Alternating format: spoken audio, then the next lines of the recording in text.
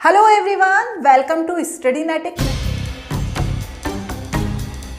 मैं हूं पूजा मेहता और आज यहां पर हम पढ़ रहे हैं क्लास 12 की बिजनेस स्टडीज, जिसमें मैं आपको फाइनेंशियल मैनेजमेंट के इंपॉर्टेंट टॉपिक बताने वाली हूं, साथ ही साथ पैटर्न भी बताने वाली हूं कि इस चैप्टर से पिछले सालों में किस तरह के क्वेश्चन पूछे गए हैं। तो वीडियो को एंड तक देखना। इससे पहले वाले जो चैप्टर्स हैं उनके भी मैं वीडियोज बना चुकी हूँ, यदि नहीं देखे हैं तो प्लेलिस्ट में देख लेना। बहुत ही इंपॉर्टेंट है, ये आपको हेल्प करेंगे कि किन टॉपिक को आपको अच्छे से पढ़ना है, किन टॉपिक को आप स्किप कर सकते हैं। तो मेरे ये वीडियोज जरूर देखना, बहुत ही ज्यादा आपके लिए हेल्पफुल होने वाले हैं। तो बिना देरी किए स्टार्ट करते हैं। फाइनेंशियल मैनेजमेंट के इंपॉर्टेंट टॉपिक समझने से पहले हम क्या देख लेते हैं कि इसका सिलेबस क्या है, मतलब एग्जाम में क्या क्या पूछे जाने वाला है। तो चलो स्क्रीन पर देखो, यहां पर पूरा सिलेबस दिया हुआ है बिजनेस स्टडीज का। ठीक है, अब इसमें 1 से लेके 8 तक के चैप्टर के मैं वीडियोस बना चुकी हूँ, बहुत अच्छे से उसे एक्सप्लेन किया है, ज़्यादा बड़े भी नहीं हैं, आप आराम से उन्हें देख सकते हैं। 10-10 मिनट के वीडियोस है। ठीक है, आज हम जो पढ़ने वाले हैं वो फाइनेंशियल मैनेजमेंट के इंपॉर्टेंट टॉपिक पढ़ने वाले हैं। इससे टोटल कितने मार्क्स के क्वेश्चन आने वाले हैं? 15 मार्क्स के क्वेश्चन, 2 चैप्टर से मिला के, financial management and financial market, इन दोनों से मिलाकर 15 मार्क्स के क्वेश्चन पूछे जाएंगे। हो सकता है 7 मार्क्स का या 8 मार्क्स का जो क्वेश्चंस है, एक ही क्वेश्चन नहीं पूछ लेंगे 8 मार्क्स का, 2-3 क्वेश्चन मिलाकर इससे फाइनेंशियल मैनेजमेंट से पूछे जा सकते हैं, या एक ही क्वेश्चन भी पूछा जा सकता है, हम कुछ कह नहीं सकते। लेकिन टोटल 7 या 8 मार्क्स से फाइनेंशियल मैनेजमेंट के क्वेश्चन पूछे जाएंगे। अब इसमें पूछा क्या क्या जाने वाला है, देखो हम इसका सिलेबस भी देख लेते हैं अच्छे से कि क्या पूछा जाने वाला है। इसमें हमने ये सब कवर कर लिया है बाकी।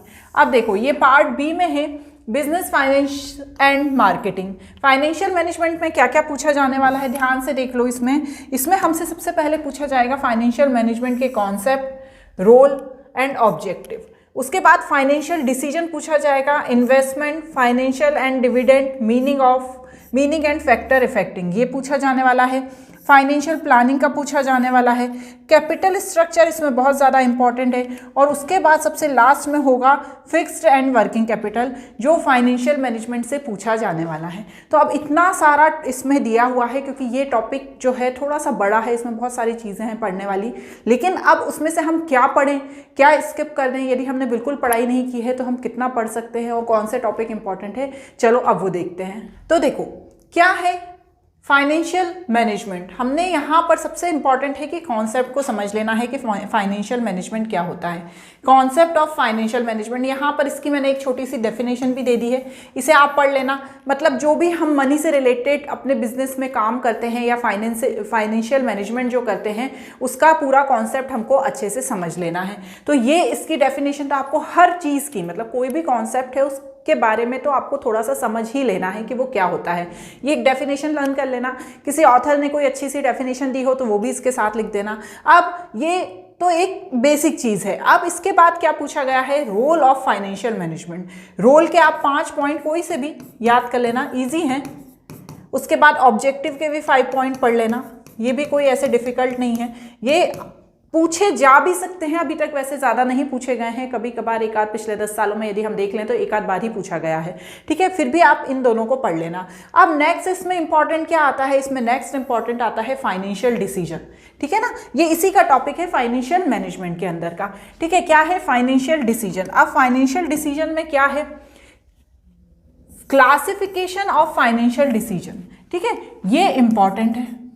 और इसमें यदि कोई चीज़ इंपॉर्टेंट है, इसके 3 पार्ट हैं, ABC, investment decision, financial decision and dividend decision. इसमें यदि कोई मोस्ट इंपॉर्टेंट है तो वो है डिविडेंड डिसीजन, क्योंकि इसके क्वेश्चन रिपीट हुए हैं, बार बार पूछे गए हैं। पढ़ना तो आपको तीनों को ही है, लेकिन यदि अच्छे से किसी चीज़ को पढ़ने की मैं बात कहूँगी तो वो डिविडेंड डिसीजन को पढ़ लेना है, क्योंकि डिविडेंड डिसीजन के बारे में बार बार पूछा गया है। अब किस तरीके के क्वेश्चन पूछे जाते हैं इसमें, explain any 6 factor affecting the decision that determine the amount of profit earn to be distributed and be retained in the business. ये एक क्वेश्चन पूछा गया है कि आपको बताना है, 6 फैक्टर बताने हैं और डिविडेंड का नाम नहीं लिखा गया है, ठीक है ना, ये डिविडेंड डिसीजन है, इन तीनों में से ये डिविडेंड डिसीजन है, लेकिन आपको क्वेश्चन में इसका नाम नहीं लिखा गया है। बस ये बोला गया है कि ऐसा कौन सा डिसीजन है जो फाइनेंशियल हमारे जो प्रॉफिट को इफेक्ट करता है और उसके डिस्ट्रीब्यूशन जो हम डिविडेंड के तौर पर लोगों को देते हैं उसको इफेक्ट करता है। तो अब उसे आपको पहचानना है, क्योंकि आपको यदि कॉन्सेप्ट क्लियर नहीं होंगे तो आप नहीं बता पाएंगे।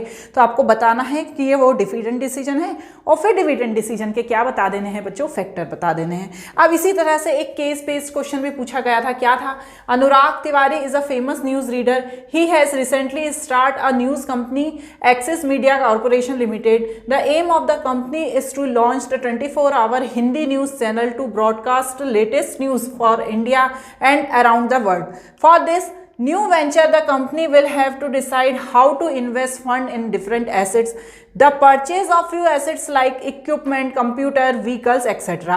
will involve committing the finance of the long term basis, ठीक है ना, ध्यान से पढ़िए, long term basis, it will be affect earning capacity of the business of long run, therefore the company need to take a decision invest such assets with utmost, है ना। और दो पॉइंट दे दिए गए हैं, identify the state of investment decision. जो investment decision होते हैं वो दो तरह के होते हैं, long term and short term. अब ये यहाँ पर लॉन्ग टर्म की बात की गई है तो हमें वैसे ही समझ में आ रहा है कि ये कैपिटल बजटिंग से रिलेटेड है, जो लॉन्ग टर्म के लिए यूज होती है। तो यहाँ पर आपको उसके बारे में लिखकर और पूरा उसके फैक्टर बताने हैं, और उसके बाद किस जो डिसीजन जिससे पता चल गया हमें इन्वेस्टमेंट डिसीजन है तो उसके भी आपको फैक्टर बताने हैं। तो ये 2022 में पूछा गया था सेकेंड टर्म में, क्योंकि 2022 में दो टर्म में एग्जाम हुए थे। जो फर्स्ट टर्म था उसमें एमसीक्यू हुआ था और जो सेकेंड टर्म था उसमें थ्योरेटिकल हुआ था, क्योंकि कोविड चल रहा था उस समय, ठीक है। तो यहाँ पर ये हो गई बात। चलो फाइनेंशियल प्लानिंग, फाइनेंशियल प्लानिंग में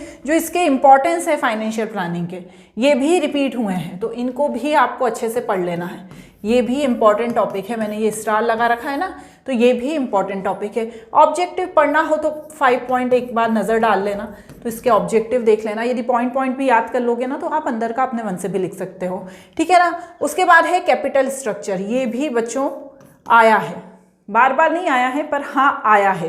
क्या पूछा गया है कैपिटल स्ट्रक्चर के बारे में, ऑप्टिमम कैपिटल स्ट्रक्चर को पढ़ लेना, जो फैक्टर हैं इसके इसको भी पढ़ लेना। फैक्टर तो आपको पढ़ ही लेने हैं हर टॉपिक के, इस चैप्टर में खास तौर से हर टॉपिक के आपको फैक्टर अच्छे से पढ़ लेने हैं। तो ये भी फैक्टर जो हैं इसके इंपॉर्टेंट हैं, इनको पढ़ लेना है।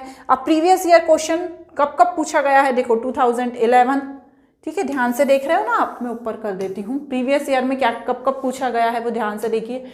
2011 में पूछा गया, 2012, 14, 19, 17, ठीक है ना। बार बार फैक्टर पूछे गए हैं कैपिटल स्ट्रक्चर के, लेकिन बात ध्यान रखने वाली ये है कि डायरेक्ट नहीं पूछे जाते हैं। इस तरीके से क्वेश्चन पूछा जाता है कि कभी कभी तो आप कंफ्यूज हो जाते हो कि ये कैपिटल स्ट्रक्चर के हमें फैक्टर लिखने हैं यहाँ पे। जैसे ये देखो एक क्वेश्चन पूछा गया था जो मैंने नोट कर दिया, determine the relative proportion of various type of fund depend upon the various factor, explain any 6 factor.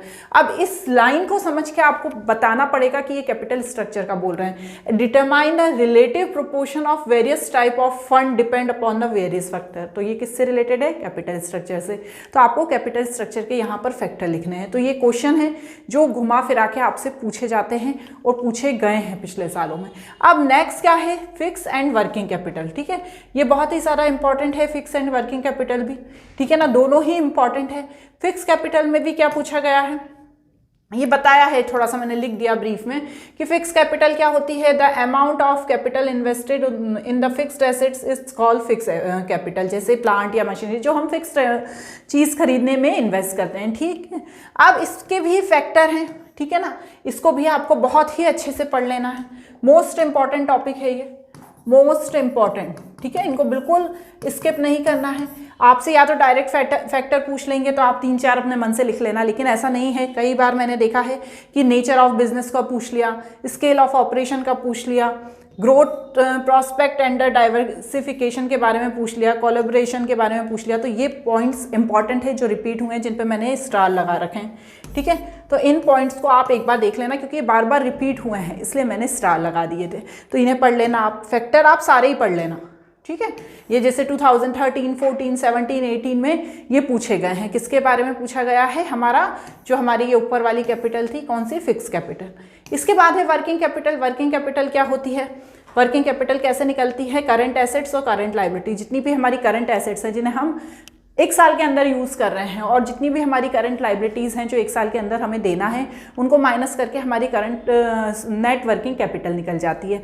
अब इसके भी हमें फैक्टर अच्छे से कर लेना है, ठीक है ना, ये भी मोस्ट इंपॉर्टेंट फैक्टर है, ठीक है। फिक्स कैपिटल एंड इम्पॉर्टेंट लिख देती हूँ, मोस्ट इंपॉर्टेंट, फिक्स कैपिटल और वर्किंग कैपिटल, इन दोनों के ही फैक्टर कर लेना है। इसमें भी पॉइंट से भी बहुत सी बार पूछा गया है, जैसे बिजनेस साइकिल क्या होता है, ऑपरेटिंग एफिशिएंसी क्या होती है, या अवेलेबिलिटी ऑफ रॉ मटेरियल क्या होता है, लेवल ऑफ कंपटीशन क्या है, इन्फ्लेशन क्या है, ये सब पूछा गया है। देखिए 2012, 13, 14, 15 ये सभी में ये क्वेश्चंस पूछे गए हैं। तो आपको fix capital and working capital, मतलब कैपिटल स्ट्रक्चर को आप पूरा ही यदि चैप्टर से समझे तो पूरा ही आप अच्छे से पढ़ लेना, क्योंकि इस टॉपिक से बहुत सारे क्वेश्चन पूछे गए हैं पिछले सालों में, ठीक है। देखिए ये वीडियोस जो है ना आपके लिए बहुत ज़्यादा इंपॉर्टेंट होने वाले हैं। यदि आप इतना बड़ा चैप्टर नहीं पढ़ना चाहते हैं और आप इंपॉर्टेंट टॉपिक को कवर करना चाहते हैं तो इन वीडियोस को देख लो। यदि आपने पूरा चैप्टर कर भी लिया है, यदि आप रिवाइज कर रहे हो तो भी आपके लिए ये वीडियोस बहुत ही ज़्यादा हेल्पफुल होंगे। यदि वीडियो अच्छे लग रहे हैं तो अपने फ्रेंड्स के साथ भी शेयर करना और चैनल को सब्सक्राइब भी करना। Thank you.